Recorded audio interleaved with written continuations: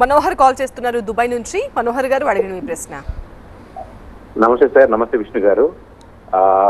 Sir first of all congrats sir. ఎందుకంటే రానున్న election లో వైఎస్ఆర్సీపీ పార్టీ అధికారం రాబోతుంది.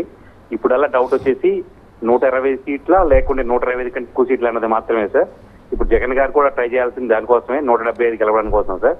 నేను ఎందుకు చెప్తున్నానంటే ఈ మాట మాది గుంటూరు జిల్లా నర్సాపేట కాన్స్టిట్యున్సీ సార్. నేను రీసెంట్గా వెళ్ళాను. ఎలా ఉందంటే విలేజ్ లో కానీ ఎక్కడ చూసినా కానీ ప్రతి మా విలేజ్ లో దొండపాడు అనే విలేజ్ సార్ మాది. ప్రతి ఇంటింట ఒక వ్యక్తి వేదిక దేశంలో చదువుకోవడానికో జాబ్కి వెళ్ళాడు సార్. ఎలా వెళ్ళాడు అంటే అతను 4 సంవత్సరాల్లో లబ్ధి పొందిగాడుగా మాత్రం వెళ్ళాడు సార్ ఫస్ట్. అలానే నేను చదువుకున్న హై స్కూల్లో ప్రతిదీ మారింది సార్. ఈవెన్ టైల్స్ నుంచి బెంచెస్ వరకు అన్ని వచ్చినాయి. ఇంతకుముందు ఏ గవర్నమెంట్ లో కూడా ఎప్పుడు చూడలేదు sir. Even we trying to give some donation to school, they not accept. Why? Because they going to get support from state government. And దానితో పాటు సార్ 3 పార్టీలు కలిసి మేము జగన్ ఓడిస్తా ఉంటున్నారు కానీ మంచి చేస్తామని ఎక్కడా అనట్లేదు. మేము 3 పార్టీలు కలిసి జగన్ ఓడిస్తానికి మాత్రమే అంటున్నారు. ఇది జనాల్లో ఎలా ఉందంటే సార్, వీళ్ళందరూ కలిసింది జగన్ ఓడించడానికి మాత్రమే కానీ మంచి అని కాదు అని అర్థమైపోయింది సార్ జనాలందరికీ. జగన్ గారు ఒకటి చెప్తున్నారు, చాలా బాగా చెప్తున్నారు. ఏంటంటే మంచి జరిగితేనే నాకు ఓటేయమంటున్నారు సార్. నిజంగా నాకు మంచి జరిగింది, మా ఇంట్లో మంచి జరిగింది కాబట్టి నా ఓటు కన్ఫర్మ్ జగన్ గారికే సార్. నేను ఏ పార్టీకి వ్యక్తికి సంబంధించిన వ్యక్తి కాదు. కానీ ఎలా నేను నాకు ఒక బెనిఫిట్ పొందే కాబట్టి మాత్రమే చెప్పగలుగుతున్నాను. కానీ ఒకటి sir, even I need to tell to congrats to you because you going to get a minister sir. Because of you are such good person in state Vijayawada. I know about you. I use to get some information about my friends about you. వాళ్ళు ఏమన్నారు sir, మీరు ఎప్పుడైతే party MLC రానప్పుడు మీరు చాలా నిశ్చితంగా ఉన్నారు పార్టీలో. రేపు కన్ఫామ్ గా ఎమ్మెల్సీలో మినిస్టర్ అవుతారు సార్. మీరు మీలాంటి విద్యావంతులు మాత్రమే మినిస్టర్లుగా ఉండి రాష్ట్ర అభివృద్ధిలో పాటుపడాలి సార్. అది సార్ నాకు కోరిక. Thank you sir. Okay sir. Manohar గారు దుబాయ్ నుంచి మీరు మాట్లాడారు. ఇప్పుడు ఈరోజు మీరు మాట్లాడినటువంటి అంశాలు నేను ముందే ప్రస్తావించాను. స్కూల్స్ కానీ నాడు నేడులో ఏ రకంగా జరిగాయని అనేది నేను చెప్పాను. దానికి ఉదాహరణ మీరు చెప్పారు.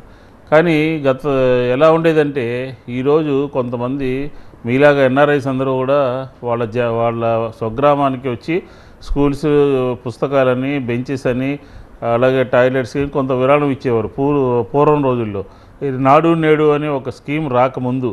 కానీ అది వచ్చిన తర్వాత అసలు ఎక్కడా కూడా ప్రతి స్కూల్ ఇంకా ఏమైనా కొన్ని పెండింగ్ ఉన్నాయి కానీ దాదాపుగా 90% పైగా అన్ని స్కూల్స్ని కూడా రూపురేఖలన్నింటినీ కూడా మార్చడం జరిగింది. అది ఒక విద్యా వ్యవస్థకి కావాల్సినటువంటి సౌకర్యాలు, మెరుగైనటువంటి సౌకర్యాలు. ఈరోజు 6 లక్షల మంది, 6 లక్షల పైగా ఇంకా నేను చెప్పగలను కార్పొరేట్ స్కూల్స్ నుంచి ప్రైవేటు మన నగరపాలక సంస్థ, జిల్లా పరిషత్ స్కూల్స్లోకి షిఫ్ట్ అయ్యారు అని అంటే, డ్రాప్ అవుట్స్ తగ్గాయనంటే విద్యా వ్యవస్థ మీద ఆంధ్రప్రదేశ్ ప్రభుత్వం పెడుతున్నటువంటి, జగన్మోహన్ రెడ్డి గారు పెడుతున్నటువంటి కృషిని ఒకసారి మీరు చూడాలి. కాబట్టి నేనేమంటున్నానంటే ఈ రకమైనటువంటి కార్యక్రమాల ద్వారా ఆంధ్రప్రదేశ్ ప్రభుత్వం ఒక మంచి కార్యక్రమాలు చేసింది. దాన్ని గతంలో ఎవరు చేయలేకపోయారు. ఆ మాట ఎవరు కూడా రాజకీయాల్లో ఒప్పుకోరు. నేను అధికారంలో ఉన్నప్పుడు చేయలేకపోయాను, తప్పు అయిపోయింది, రాబోయే రోజుల్లో నేను మారిన మనిషిని, రాబోయే రోజుల్లో నేను ఇలా చేస్తాను అలా చేస్తాను అని చెప్పేటటువంటి పరిస్థితి అయితే లేదు. కాబట్టి అన్ని వ్యవస్థల్ని కూడా ఒక పద్ధతి ప్రకారం ఒక టైం బౌండ్లో 5 సంవత్సరాల కాలం అంటే మనం అనుకుంటాం చాలా పెద్ద టైము, ఇది 5 సంవత్సరాల్లో ఏం చేయలేపారు అనుకుంటాం. కానీ 5 సంవత్సరాలు అనేది పరిపాలనలో చాలా చిన్న సమయము. కాబట్టి రాబోయే 5 సంవత్సరాలు కూడా ఇంకా మరింత మెరుగైనటువంటి, ఎందుకు నేను చెప్తున్నానంటే ఈరోజు మీరు చెప్పారు ప్రతి ఇంట్లో కూడా మేలు జరిగిందని. అక్షరాల 2.5 లక్షల కోట్ల రూపాయలు నేరుగా ఆంధ్రప్రదేశ్ ప్రజల యొక్క పావర్టీకి, బిలో పావర్టీ లైన్లో ఉన్నటువంటి వారందరికీ కూడా వేయడం జరిగింది. 1,50,000 కోట్ల రూపాయలు డైరెక్ట్గా, ఇండైరెక్ట్గా అనమాట. కాబట్టి ఈ రకమైనటువంటి ప్రభుత్వము ఇంత ఆలోచనతో, ఇంత మెరుగైనటువంటి పరిపాలనతో, ప్రజలకి మంచి చేయాలని ఒక సత్సంకల్పంతో ఉన్నటువంటి ప్రభుత్వము గతంలోనూ లేదు. ఎవరైనా కాపీ కొట్టి చేస్తాము అని అన్నా కూడా వాళ్ళు అధికారం కోసం మాట్లాడటమే, కూటములన్నీ కూడా అధికారం కోసమే, లేకపోతే అధికారాన్ని సంపాదించుకోవడం కోసమే తప్ప మా పరిపాలనకి, మా నవరత్నాలకి, ప్రతిదానికి మెరుగైనటువంటి పని చేస్తామని చెప్పని ఎక్కడా చెప్పలేకపోతున్నారంటే వాళ్ళ అధికార కాంక్ష ఏ రకంగా ఉందో జగన్ గారినే దించాలి, జగన్ గారిని తప్పించాలి అనే ప్రయత్నమే తప్ప ఆంధ్రప్రదేశ్ ప్రజలకి మంచి చేయాలనే ఆలోచన ఎక్కడ కూడా లేదు. ప్రత్యర్థి పార్టీలేమో వరుస హామీలు ఇస్తున్నాయి, మరి అధికార పార్టీ ఇప్పటివరకు ఎలాంటి హామీలు ఇవ్వట్లేదు. ఇప్పుడు జరుగుతున్న బహిరంగ సభల్లో కానీ సీఎం స్పీచ్లో కానీ ఇప్పటివరకు ఏం చేశాం అనేదే చెప్తున్నారు తప్ప ఇక మీదట రాబోయే రోజుల్లో వైసీపీని గెలిపిస్తే ఏం చేస్తాం అనేది ఎందుకు చెప్పలేకపోతున్నారు?